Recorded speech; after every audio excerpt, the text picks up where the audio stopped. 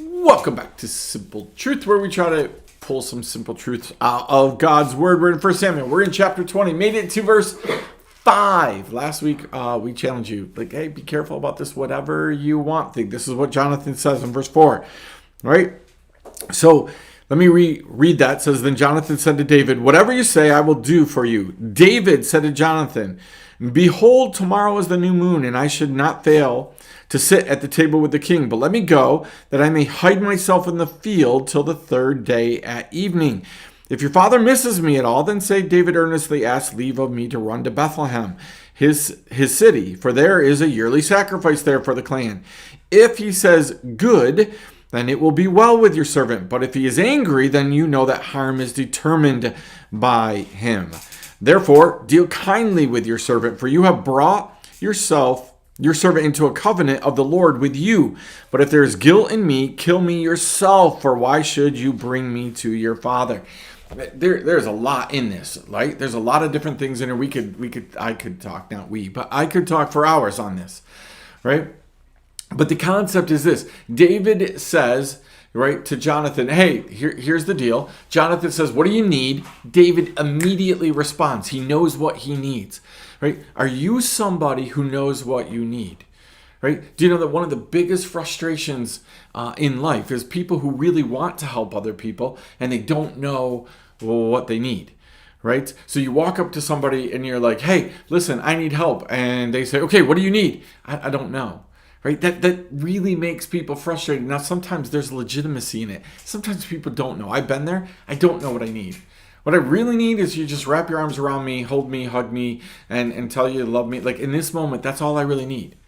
Right? But we want to fix things. So really our question is, what do I need to do to fix this for you? Right? And again, we live in a world where, can I write a check? Right? Can I take you somewhere? Can I go get you food? We want to do all these things for people.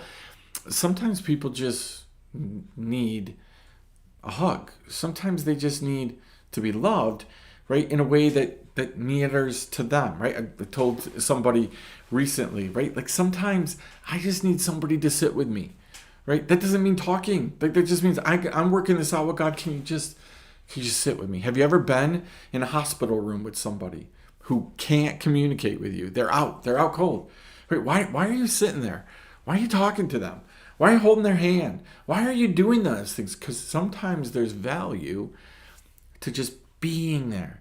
Listen, one of the most underrated gifts that you can give somebody in the entire universe is the ministry of presence. Just be there. Before I do every funeral, I look at the family and I say, visiting hours. Do you need me to be there or do you not need me to be there? Almost always people say, no, we don't need you to be there. We don't need you to be there. And I look at them and I say, okay, now, do you want me to be there? Would it help if I was there? If I was just sitting there? And almost always the people say, we would love it if you just came. If you just came and sat with us, right? The only times I sit for hours at visiting hours talking to nobody. Sometimes you don't even know a soul. You know nobody. Now, if it's my family funeral, I have lots of people to talk to, right? But sometimes you're just sitting there and you're just praying for people. The ministry of presence. I'm just going to be here. I'm going to be here. I'm going to lift you up. I'm going to pray for you, right? Quite frankly, I stink at it most of the time because I'm a fix-it person. I want the tears to stop. I want the pain to stop. I want you to feel better. I want you to like stuff again. I want you to be okay. And you know what? Sometimes it's like Jesus. In the toughest moment of his entire life, he's going to the garden. He is getting ready to be crucified, buried, and then resurrected. He knows exactly what's coming. He asked 3 of his disciples to do only one thing. Can you just come pray with me? And he left them. He didn't even take them with him.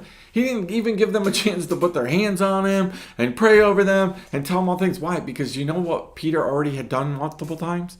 Gotten in the way. Do you know what Peter's prayer for Jesus would have been if he knew what was going on? Right? We already know what it would have been. It would have been like, no, you're never going to die. Right? I'm never going to deny you. That's where Peter's heart was. But Peter, right, wasn't asked to come and sit with Jesus, right? It was come and support me. Just just your presence. Can you just pray for me? Can you just love on me, right? So are we ready? Are we ready for what it is that we want from people, right? So when we ask people, can you help me? What do you need? I don't know. No, are you praying? Are you in tune with God? Do you know? Do you know what you need? David answered it immediately. He came up with a plan. Here's the plan, right? I'm going to do this. We're going to test your father. If he says, I miss you, and it's all, where's David? Oh, I miss him. Oh, that's great. But if he gets angry at why he's not there, right, then we know that he has bad intentions. Do you know that even in the church world, we see this all the time?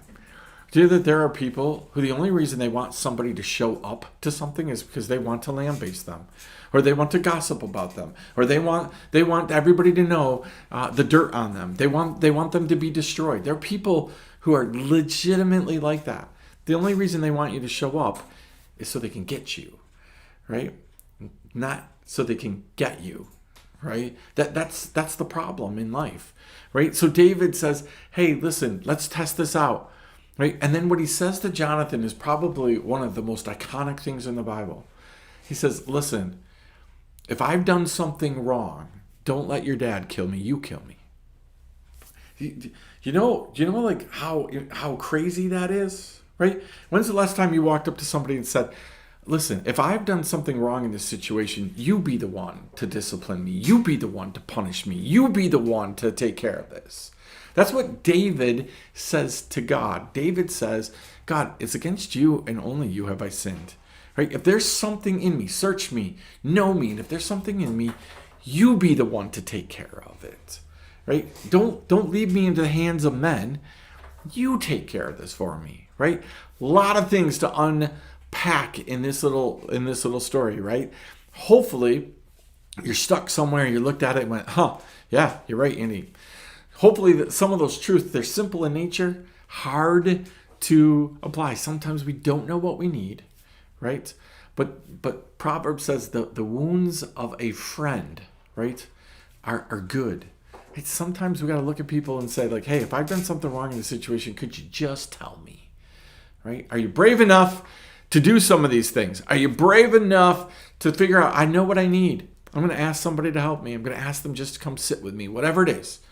Right? Think about these things. We'll see you next time. Simple truth.